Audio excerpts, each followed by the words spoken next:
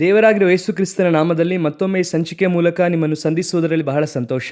ನೀವೆಲ್ಲರೂ ಕೂಡ ನೋಡುತ್ತಾ ಇರುವಂತಹ ಈ ಇಸ್ರೇಲ್ ಹಾಗೂ ಇರಾನ್ ವಾರೆ ಲೋಕಾದ್ಯಂತ ಆ ಸುದ್ದಿ ಎಲ್ಲಾ ಕಡೆ ಹರಡಿದೆ. ಇದರ ಕುರಿತಾಗಿ ಈಗಾಗಲೇ ನಾವು ಅನೇಕ ಸಾರಿ ಇದು ಬರುತ್ತದೆ, ಈ ರೀತಿ ನಡೆಯುವುದಕ್ಕೆ ಅವಕಾಶ ಇದೆ ಎಂಬುದಾಗಿ ನಾವು ಮಾತನಾಡಿದ್ದೇವೆ. ಅದು ನಮ್ಮ ಕಣ್ಮುಂಭಾಗದಲ್ಲಿ ನಡೆಯುತ್ತಾ ಇದೆ. ಈ ವಾರ ಯೆಹೆಜ್ಕೇಲ 38-39ನೇ ಅಧ್ಯಾಯದಲ್ಲಿ ಇರುವಂತಹ ವಾರ ಎಂಬುದಾಗಿ ತಿಳಿದುಕೊಳ್ಳುವುದಕ್ಕೆ ಇನ್ನೂ ಕೆಲವು ವಿಷಯಗಳು ಅದಕ್ಕೆ ನಡೆಯಬೇಕಾಗಿದೆ. ಬನ್ನಿ ನಾವು ಈ ಸಂಚಿಕೆಗೆ ಹೋಗೋಣ. ಮೊದಲನೆಯದಾಗಿ ಇಸ್ರೇಲ್ ಇರಾನ್ ವಾರ್ ಆರಂಭವಾಗಿ ಒಂದೊಂದು ಕಾರ್ಯಗಳು ಹಾಗೆ ನಡೆಯುತ್ತಾ ಇದೆ. 3 ದೇಶಗಳಿಂದ ಆರಂಭವಾಯಿತು. ಇವತ್ತು 16 ದೇಶಗಳಿಗೆ ಈ ವಾರ್ ವ್ಯಾಪಿಸಿದೆ. ಒಂದೊಂದು ದೇಶವೂ ಕೂಡ ಯುದ್ಧದಲ್ಲಿ ಸೇರುತ್ತಾ ಇದೆ. ನೀವು ನೋಡಿರುತ್ತೀರಾ ಅಂದುಕೊಳ್ಳುತ್ತೇನೆ. ಈ ಇಸ್ರೇಲ್ ದೇಶಕ್ಕೆ ಬೆಂಬಲವಾಗಿ ಅಮೆರಿಕ ದೇಶದೊಂದಿಗೆ ಜರ್ಮನಿ, ಫ್ರಾನ್ಸ್ ನಂತಹ ದೇಶಗಳೆಲ್ಲ ಒಳಗೆ ಸೇರುತ್ತಾ ಇದೆ. UK ಕೂಡ ಸೇರಿದೆ. ಅದರೊಂದಿಗೆ ಸ್ಪೇನ್, ಅಮೆರಿಕದ ಅಡಗು ಇಲ್ಲಿ ನಿಲ್ಲಬಾರದು, ನಾವು ಇರಾನ್ ಅನ್ನು ತಾಕುವುದಕ್ಕೆ ಒಪ್ಪಿಕೊಳ್ಳುವುದಿಲ್ಲ ಎಂಬುದಾಗಿ ಹೇಳಿದ್ದಾರೆ. ಅದೇ ಈ ಕಡೆ ನೋಡುವುದಾದರೆ ಇರಾನ್ಗೆ ಬೆಂಬಲವಾಗಿ ಮೊದಲನೇ ದೇಶವಾಗಿ ಚೀನಾ ಒಳಗೆ ಬಂದಿದೆ. ಅದರೊಂದಿಗೆ ರಷ್ಯಾದ ಉಪ ಅಧ್ಯಕ್ಷರು ಕೂಡ ಹೇಳಿದ್ದಾರೆ, ಪುಟಿನ್ನ ಮನಸ್ಥಿತಿಯ ಪ್ರಕಾರ ನನಗೆ ಗೊತ್ತಿರುವ ಹಾಗೆ ಅವರು ಯುದ್ಧವನ್ನು ಆರಂಭಿಸುವಂತ ಮನಸ್ಥಿತಿಯಲ್ಲಿದ್ದಾರೆ. ಆ ರೀತಿ ಅವರು ಮಾತನಾಡಿದ್ದಾರೆ. ಸೊ ಈ ಯುದ್ಧ ಎನ್ನುವಂಥದ್ದು ಮುಂದಿನ ಮುಖ್ಯವಾದಂತಹ ಹಂತವನ್ನು ತಲುಪುತ್ತಾ ಇದೆ. ಈಗ ಇರಾನ್ ಕತಾರ್ ಭಾಗವನ್ನು ತಾಕಿದೆ. ಬೆಹರೇನ್ ಹಾಗೂ ರಿಯಾದ್ ಅಲ್ಲಿರುವಂತಹ ಅಮೆರಿಕದ ಎಂಬಸಿಯನ್ನು ತಾಕಿದ್ದಾರೆ. ಆಮೇಲೆ UAE, ಆನಂತರ ದುಬೈಲಿರುವಂತಹ ಎಷ್ಟೋ ಪ್ರಾಂತ್ಯಗಳನ್ನು ಅವರು ತಾಕಿದ್ದಾರೆ. ಇದು ಹಾಗೆ ಮುಂದಿನ ಹಂತವನ್ನು ತಲುಪುತ್ತಾ ಇದೆ. ಎಲ್ಲರೂ ಕೂಡ ಹೇಳುವಂಥದ್ದು ಏನಾಗಿದೆ ಅಂದ್ರೆ ಇದು 3ನೇ ಮಹಾಯುದ್ಧವಾಗಿ ಮಾರ್ಪಡುತ್ತಾ ಇದೆ. ಇದು ಹೋಗುತ್ತಾ ಇರುವಂತಹ ಪರಿಸ್ಥಿತಿಗೆ ಆ ರೀತಿಯಾಗೇ ಇದೆ.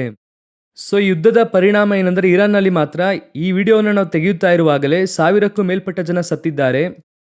ಇದೆಲ್ಲವನ್ನು ಮೀರಿ ಯಾವಾಗೂ ಇಲ್ಲದೆ ಇರುವಷ್ಟರ ಮಟ್ಟಿಗೆ ಇಸ್ರೇಲ್ ದೊಡ್ಡ ಪ್ರಮಾಣದಲ್ಲಿ ಪರಿಣಾಮ ಎದುರಿಸುತ್ತಾ ಇದೆ. ಟೆಲ್ ಅವೀವ್ ಪಟ್ಟಣವನ್ನು ತಾಕಿದ್ದಾರೆ. ಈ ಯುದ್ಧದಲ್ಲಿ ಲೆಬನಾನ್ ಕೂಡ ಬಂದು ಸೇರಿದೆ. ಹಿಜ್ಬುಲ್ಲಾದವರು ತಾಕಿದ್ದಾರೆ. ಅವರು ಕೂಡ ಟೆಲ್ ಅವೀವ್ ಪಟ್ಟಣವನ್ನು ತಾಕಿದ್ದಾರೆ. ಅಲ್ಲೂ ಕೂಡ ದೊಡ್ಡ ಪ್ರಮಾಣದಲ್ಲಿ ಆಗುತ್ತಾ ಇದೆ. ಯೆರೂಸಲೇಮಿನಲ್ಲೂ ಕೂಡ ತಾಕುವಿಕೆ ಉಂಟಾಗಿದೆ. ದೊಡ್ಡ ಮಟ್ಟಿಗೆ ಸೈರನ್ ಕೇಳಿಸುತ್ತಾ ಇದೆ. ನೀವು ನೋಡುವುದಾದರೆ 100 ಸಂಖ್ಯೆಯಲ್ಲಿ ಆಂಬ್ಯುಲೆನ್ಸ್ಗಳು ಜನರನ್ನು ಹತ್ತಿಸಿಕೊಂಡು ಹೋಗುತ್ತಾ ಇದ್ದಾರೆ. ಇದೆಲ್ಲವೂ ಕೂಡ ಒಟ್ಟಿಗೆ ಸೇರಲು ಯೆಹೆಜ್ಕೇಲ 38ನೇ ಹಾಗೂ 39ನೇ ಅಧ್ಯಾಯದಲ್ಲಿ ಬರೆಯಲ್ಪಟ್ಟಿರುವಂತಹ ಒಂದು ಮೊದಲನೇ ಹಂತ ತಲುಪಿರುವುದನ್ನು ಚೆನ್ನಾಗಿ ಅರಿತುಕೊಳ್ಳಬಹುದು. ನಾವು ಈ ಸಂಚಿಕೆ ರೆಕಾರ್ಡ್ ಮಾಡುತ್ತಿರುವಾಗ ಒಂದು 5 ನಿಮಿಷದ ಮುಂಚೆ ಒಂದು ಸಂಭವ ನಡೆಯಿತು. ಒಂದು ವೇಳೆ ಇದು ನಿಮಗೆ ರೀಚ್ ಆಗುವುದಕ್ಕೆ ಇನ್ನೂ 2 ದಿನಗಳಾಗುತ್ತದೆ. ಆದರೆ ನಾವು ಇದನ್ನು ರೆಕಾರ್ಡ್ ಮಾಡುವಾಗ ಒಂದು ಸಂಭವ ನಡೆಯಿತು. ಶ್ರೀಲಂಕಾ ಪ್ರಾಂತದಲ್ಲಿ ನಿಂತಿದ್ದಂತ ಇರಾನಿನ ಹಡಗನ್ನು ಅಮೆರಿಕಾದವರು ಅದನ್ನು ತಾಕಿದ್ದಾರೆ. ಅದರಲ್ಲಿ 80-100 ಜನ ಸತ್ತಿದ್ದಾರೆ ಎಂಬುದಾಗಿ ವರದಿ ಬಂದಿದೆ. ಈಗ ಈ ಯುದ್ಧದ ಎಲ್ಲೆಗಳನ್ನು ನೋಡಿ ಹಾಗೆ ಸ್ವಲ್ಪವಾಗಿ ವ್ಯಾಪಿಸುತ್ತಾ ಇದೆ.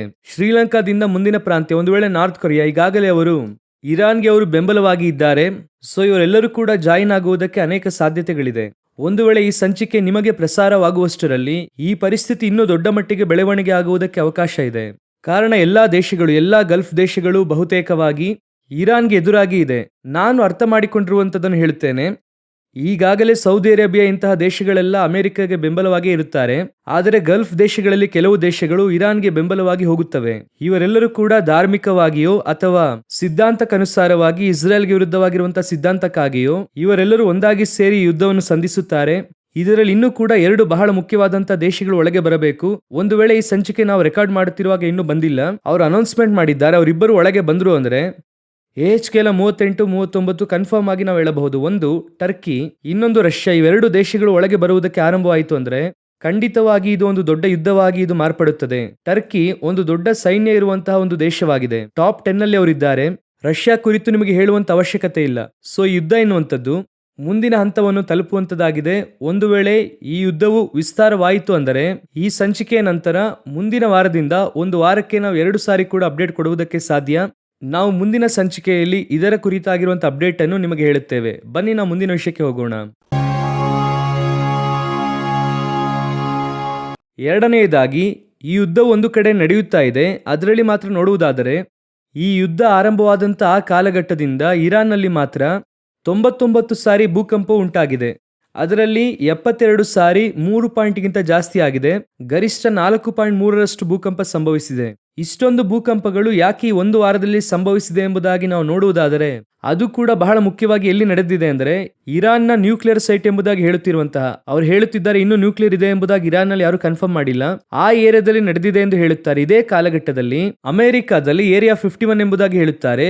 ಅದು ಬಹಳ ನಿಗೂಢವಾದಂತಹ ಸ್ಥಳ. ಆ ಪ್ರಾಂತ್ಯದಲ್ಲಿ 2.5ರಷ್ಟು ದೊಡ್ಡ ಭೂಕಂಪವು ಸಂಭವಿಸಿದೆ. ಯುದ್ಧವು ಒಂದು ಕಡೆ ಒಂದೊಂದಾಗಿ ನಡೆಯುತ್ತಾ ಇದೆ. ಭೂಕಂಪವು ಕೂಡ ನಡೆಯುವುದಕ್ಕೆ ಕಾರಣ ಏನೆಂದರೆ ಈಗ ಎಲ್ಲರೂ ಕೂಡ ಏನ್ ಎದುರು ನೋಡುತ್ತಾ ಇದ್ದಾರೆ ಅಂದ್ರೆ ನ್ಯೂಕ್ಲಿಯರ್ ಟೆಸ್ಟ್ ಮಾಡುವುದಕ್ಕೆ ಆರಂಭಿಸಿದ್ದಾರೋ, ನ್ಯೂಕ್ಲಿಯರ್ ವಾರ್ ಆರಂಭವಾಯಿತು. ಯಾಕಂದ್ರೆ ಅದು ಟೆಸ್ಟ್ ಮಾಡುವಾಗಲೇ ಎಲ್ಲಾ ಕಡೆ ಭೂಕಂಪ ಉಂಟಾಗುತ್ತದೆ. ಯಾಕೆ ಇರಾನ್ ನಲ್ಲಿ ಮಾತ್ರ 99% ಆ ಭೂಮಿಯು ಕಂಪಿಸಿದೆ?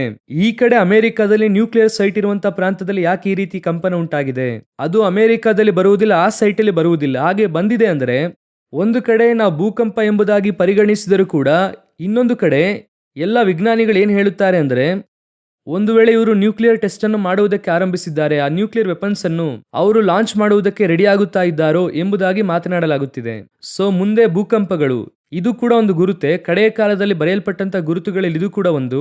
ಅದರೊಂದಿಗೆ ನ್ಯೂಕ್ಲಿಯರ್ ಥ್ರೆಟ್ ಕೂಡ ಇದರೊಂದಿಗೆ ಸೇರಿ ಆರಂಭವಾಗುತ್ತಿದೆ. ಮೂರನೆಯದಾಗಿ ಒಂದು ಕಾರ್ಯವನ್ನು ಹೇಳಿ ನಾನು ಈ ಸಂಚಿಕೆ ಮುಗಿಸಲು ಬಯಸುತ್ತೇನೆ. ಇದು ಒಂದು ಪ್ರಾರ್ಥನಾ ಮನವಿ. ಏನೆಂದು ಕೇಳುವುದಾದ್ರೆ, ಯುದ್ಧ ಒಂದು ಕಡೆ ನಡೆಯುತ್ತಾ ಇದೆ.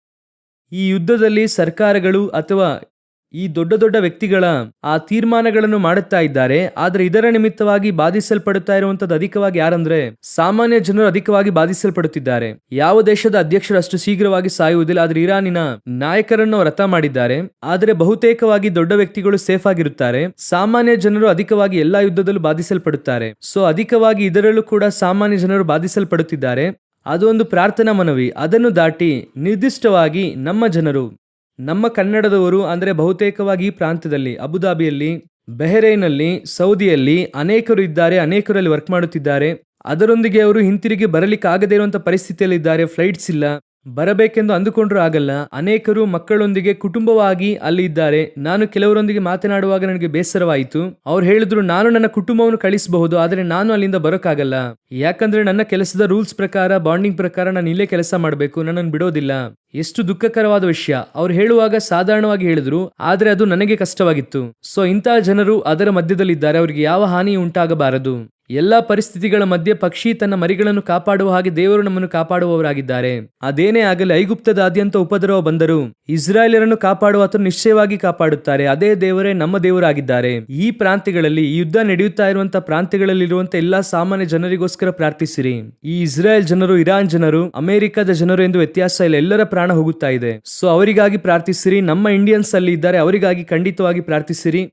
ನಿಮ್ಮ ಪ್ರಾರ್ಥನೆಗಳಲ್ಲಿ ಅವರನ್ನು ನೆನಪಿಸಿಕೊಳ್ಳಿರಿ. ಈ ಯುದ್ಧದ ನಡುವೆ ಅವರವರ ಸ್ವಂತ ಊರಿಗೆ ಬರುವುದಕ್ಕೆ ಯಾವ್ಯಾವ ಅವಕಾಶಗಳು ಸಿಗುತ್ತದೋ ಬರಬೇಕು. ಅವರ ಪ್ರಾಣ ಸಂರಕ್ಷಿಸಲ್ಪಡಬೇಕು. ನಿಮ್ಮ ಪ್ರಾರ್ಥನೆಯಲ್ಲಿ ಅವರನ್ನು ನೆನಪಿಸಿಕೊಳ್ಳಿರಿ. ಕರ್ತನ ಚಿತ್ತವಾದರೆ, ಬರುವಿಕೆ ತಡವಾದರೆ ಇನ್ನೊಂದು ಸಂಚಿಕೆಯಲ್ಲಿ ನಿಮ್ಮನ್ನು ಸಂಧಿಸುತ್ತೇವೆ. God bless you.